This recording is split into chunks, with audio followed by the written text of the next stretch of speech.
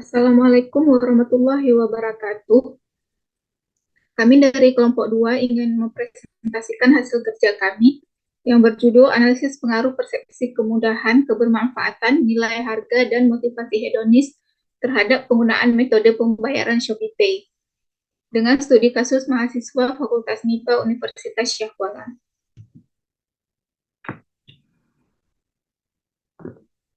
Yang pertama, pendahuluan. Di tengah transformasi digital yang mengubah cara konsumen berinteraksi dengan produk dan layanan menggunakan metode pembayaran digital telah menjadi tren yang signifikan. Fenomena ini tidak hanya mencakup penggunaan aplikasi perbankan online, tetapi juga meluas ke pembayaran digital di platform e-commerce seperti ShopeePay. Sebagai salah satu metode pembayaran digital yang populer, ShopeePay menawarkan kemudahan, kecepatan, dan keamanan dalam melakukan transaksi online. Dalam konteks mahasiswa, penggunaan metode pembayaran digital seperti ShopeePay memiliki dampak yang signifikan. Mahasiswa seringkali menjadi early adopter teknologi baru dan memiliki kecenderungan untuk mengadopsi inovasi digital dengan cepat. Dalam hal ini, memahami faktor-faktor yang mempengaruhi penggunaan ShopeePay di kalangan mahasiswa menjadi penting untuk pemahaman lebih lanjut tentang tren pembayaran digital di kalangan generasi muda. Adapun tujuan dari penelitian ini diharapkan dapat memberikan pemahaman yang lebih mendalam tentang preferensi dan faktor yang mempengaruhi penggunaan metode pembayaran digital di kalangan generasi muda, serta memberikan rekomendasi yang relevan bagi pemangku kepentingan terkait untuk meningkatkan adopsi dan pemanfaatan ShopeePay di masa mendatang. Manfaat penelitian ini yang pertama diharapkan dapat memberikan kontribusi terhadap literatur akademis tentang penggunaan metode pembayaran digital di kalangan mahasiswa. Yang kedua, dapat menjadi preferensi bagi perusahaan e-commerce dan pelayanan digital dan penyedia layanan pembayaran digital untuk meningkatkan layanan mereka dan menyesuaikannya dengan kebutuhan pengguna. Kemudian dapat membantu meningkatkan adopsi dan pemanfaatan ShopeePay di masa mendatang. Selain itu, penelitian ini juga diharapkan dapat menjadi dasar untuk penelitian lanjutan dalam bidang pembayaran digital dan perilaku konsumen. Yang kedua ada tinjauan pustaka. Yang pertama ada teori teknologi penerimaan atau teknologi acceptance model atau disingkat dengan TAM. Teori ini digunakan untuk memahami bagaimana persepsi penggunaan terhadap kemudahan dan kebermanfaatan suatu teknologi memengaruhi tingkat adopsi dan penggunaannya. Dalam konteks penelitian ini, TAM dapat digunakan untuk menganalisis bagaimana persepsi kemudahan dan kebermanfaatan ShopeePay mempengaruhi keputusan mahasiswa untuk menggunakannya sebagai metode pembayaran. Yang kedua ada teori nilai harga. Teori ini atau value pricing theory. Teori ini menyoroti pentingnya persepsi pengguna terhadap nilai harga suatu produk atau layanan dalam pengambilan keputusan pembelian. Dalam penelitian ini, nilai harga ShopeePay dapat dipahami melalui teori ini untuk mengetahui sejauh mana faktor ini mempengaruhi preferensi mahasiswa dalam menggunakan metode pembayaran tersebut. Yang ketiga ada teori motivasi hedonis. Teori ini memfokuskan pada kepuasan subjektif yang didapat pengguna dari penggunaan suatu produk atau layanan. Dalam konteks penelitian ini, motivasi hedonis dapat menjadi faktor penting dalam memahami preferensi dan penggunaan ShopeePay oleh mahasiswa karena pengalaman yang menyenangkan atau sensasi yang didapat dari menggunakan metode pembayaran tersebut dapat memengaruhi keputusan mereka. Dengan merujuk pada teori-teori dan penelitian terdahulu yang relevan, penelitian ini diharapkan dapat memberikan pemahaman yang lebih mendalam tentang faktor-faktor yang mempengaruhi penggunaan ShopeePay di kalangan mahasiswa Fakultas MIPA Universitas Syahkuala. Yang ketiga ada metodologi penelitian. Penelitian ini menggunakan pendekatan kuantitatif dengan desain survei. Survei akan dilakukan untuk mengumpulkan data dari responden mahasiswa Fakultas MIPA Universitas Syahkuala. Populasi penelitian ini adalah mahasiswa Fakultas MIPA Universitas Syahkuala yang sampelnya akan dipilih secara acak dari populasi tersebut. Teknik pengambilan sampel akan ditentukan dengan menggunakan teknik pengambilan sampel acak sederhana atau simple random sampling. Adapun instrumen survei akan dikembangkan berdasarkan kerangka konseptual penelitian. Survei terdiri dari pertanyaan terstruktur yang dirancang untuk mengukur variabel-variabel penelitian seperti persepsi kemudahan, kebermanfaatan, nilai harga, motivasi hedonis, dan penggunaan Shopee Pay menggunakan pengukuran skala Likert. Adapun detail instrumen penelitian akan ditampilkan pada slide selanjutnya. Adapun data yang dikumpulkan akan dianalisis menggunakan teknik analisis pemodelan dan identifikasi SEM. Teknik ini akan digunakan untuk mengidentifikasi hubungan antara variabel-variabel penelitian dan untuk menguji hipotesis yang diajukan. Berikut ini merupakan detail dari instrumen penelitian yang digunakan, yang terdiri dari persepsi kemudahan dengan 3 butir pertanyaan, persepsi kebermanfaatan dengan 4 butir pertanyaan, maaf, dan persepsi kebermanfaatan dengan 4 butir pertanyaan, variabel nilai harga dengan 3 pertanyaan, variabel motivasi hedonis dengan 3 pertanyaan, dan keputusan penggunaan metode pembayaran Shopee Pay dengan 5 pertanyaan. Yang keempat, hasil dan pembahasan. Yang pertama ada path diagram dan model struktural dan model pengukuran. Berikut ini adalah gambar dari path diagram yang didapatkan melalui output aplikasi Amos.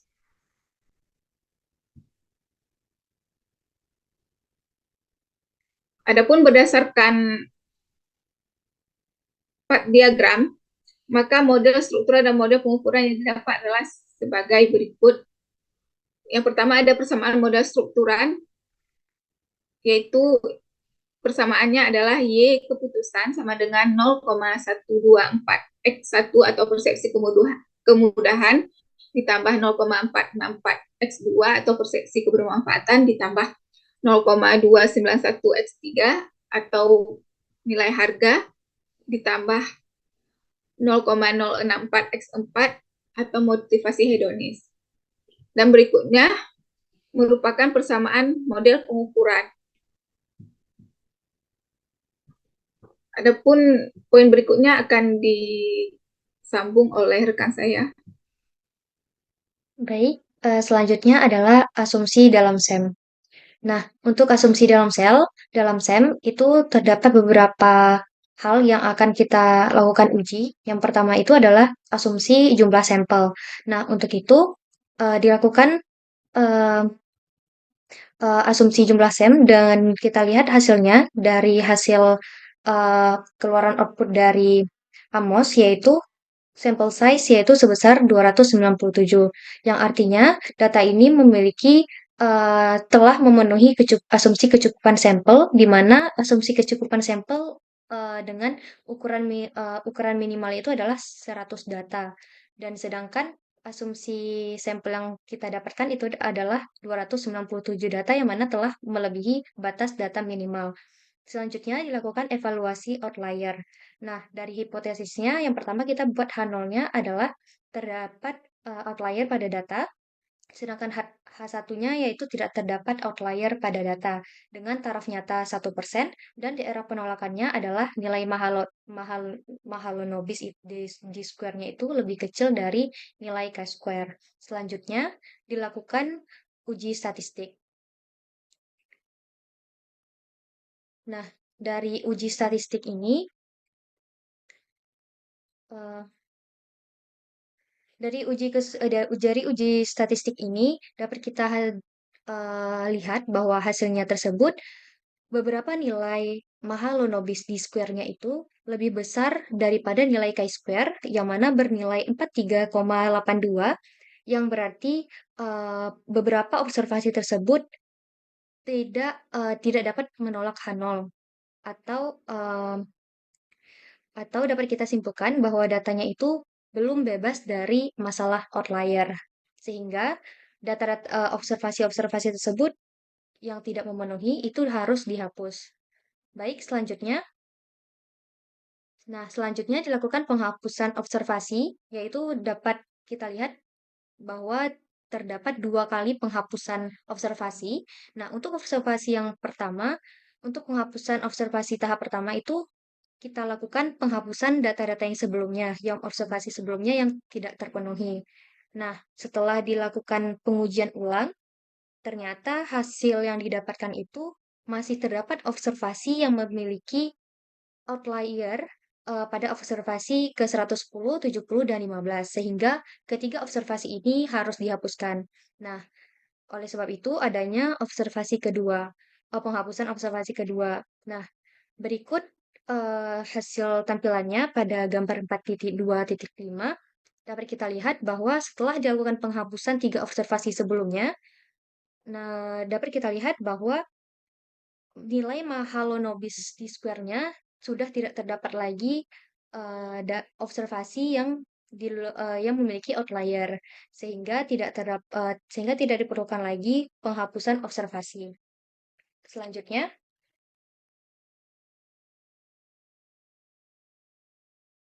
Nah, selanjutnya kita lakukan uji asumsi normalitas. Uji asumsi normalitas yang pertama adalah kita lakukan yang univariat. Dengan hipotesis H0, data tidak berdistribusi normal univariat, sedangkan H1-nya, data berdistribusi normal univariat dengan taraf nyata sebesar 1%.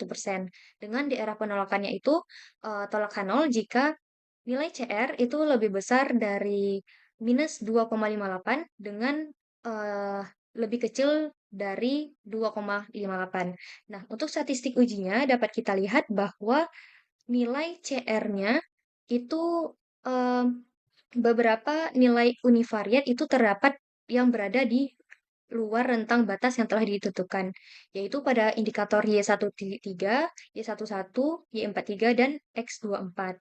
Nah, dari statistik uji tersebut dapat kita simpulkan bahwa tidak dapat menolak H0, sehingga datanya itu belum berdistribusi normal univariat. Sehingga data indikator yang tidak memenuhi tersebut harus dihapus.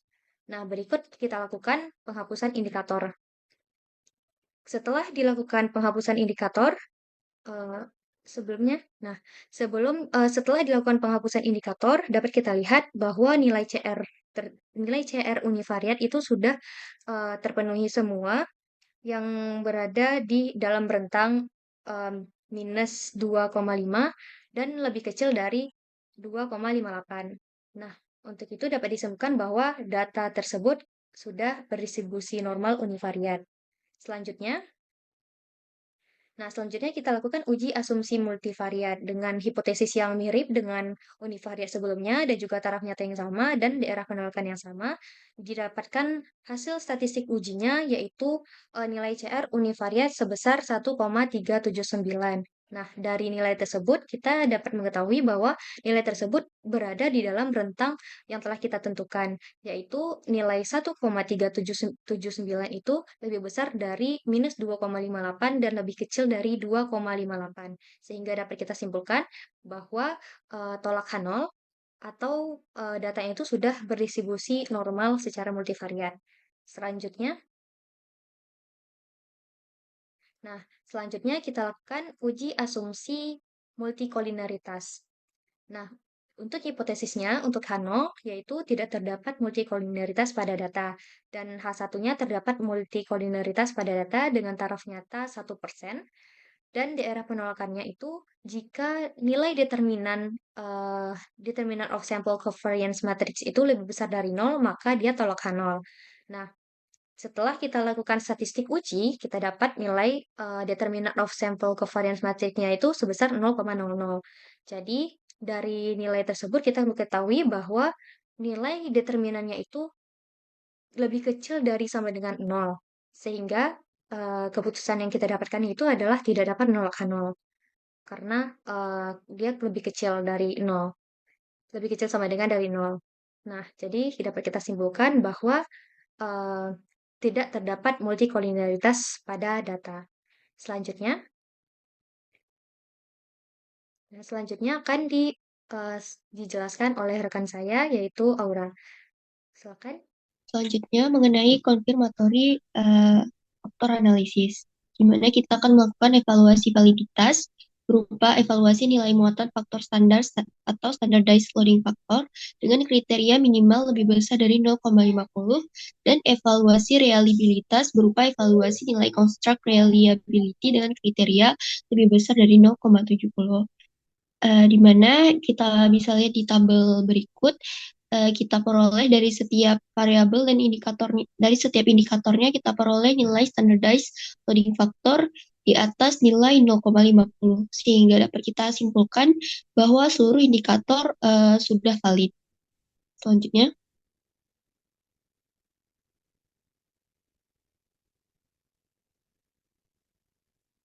Selanjutnya, kita akan melakukan uji reliabilitas, di mana kita akan menghitung construct reliability dan variance extracted dari masing-masing variabel. Selanjutnya, lagi, Kak. Di sini kita peroleh di dalam tabel, di mana pada variabel 1 kita peroleh nilai construct reliability-nya sebesar 0,88 dan FE-nya bernilai 0,65 dan memiliki keterangan reliabilitas kurang baik. Kemudian untuk X2-nya kita peroleh nilai CR-nya sebesar 0,81 dan FE-nya sebesar 0,60. Selanjutnya untuk di mana keterangan tersebut merupakan reliabilitas kurang baik.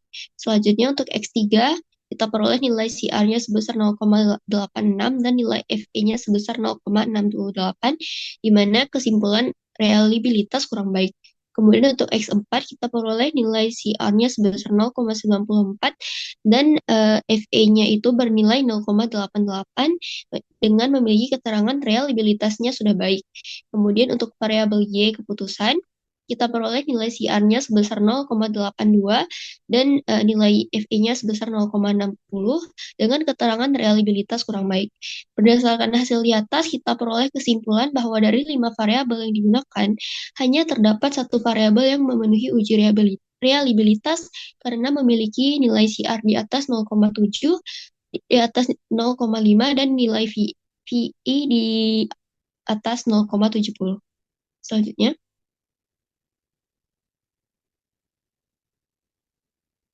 kemudian kita akan melakukan uji kesesuaian model atau good fit.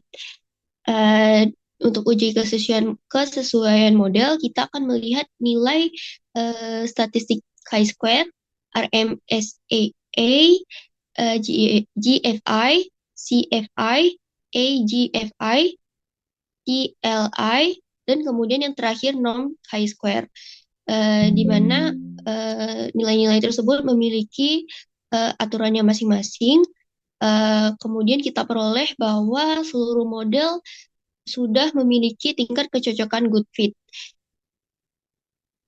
Maka dapat disimpulkan bahwa indikator yang kita gunakan sudah cukup untuk menjelaskan variabel laten yang digunakan dalam penelitian dan uji kecocokan model secara keseluruhan memperoleh hasil yang baik. Selanjutnya. Selanjutnya kita akan melakukan evaluasi kesesuaian model struktural untuk model sebelumnya, di mana kita akan melakukan uji hipotesis untuk masing-masing variabel dan kita lihat pengaruhnya terhadap variabel endogen atau variabel keputusan. Di sini kita peroleh bahwa variabel X1, X2 bahwa variabel X1 dan X3 signifikan terhadap variabel laten endogen, sedangkan variabel X2 dan X4 tidak signifikan terhadap variabel laten endogen.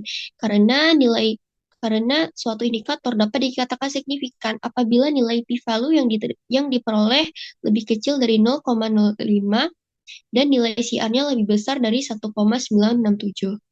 Berdasarkan pada output dan tabel di atas, kita peroleh hanya X1 dan X3 yang memiliki pengaruh yang memiliki hubungan pengaruh langsung terhadap Y atau keputusan. Selanjutnya, kita akan melakukan analisis persamaan struktural. Di sini kita peroleh persamaan untuk model sebelumnya, yaitu Y sama dengan 0,305x1 atau kemudahan ditambah 0,305x2 atau kebermanfaatan ditambah 0,314x3 atau harga ditambah dengan 0,031x4 atau hedonis. Kemudian kita juga peroleh nilai R square-nya sebesar 0,759, yang mana disimpulkan bahwa sebesar 75,9% variasi keputusan dapat dijelaskan oleh kemudahan, kebermanfaatan, harga, dan hedonis, sedangkan sisanya dijelaskan oleh variabel lain yang tidak diteliti. Selanjutnya, baik itu saja dari hasil analisis kelompok 2. Saya kembalikan kepada moderator.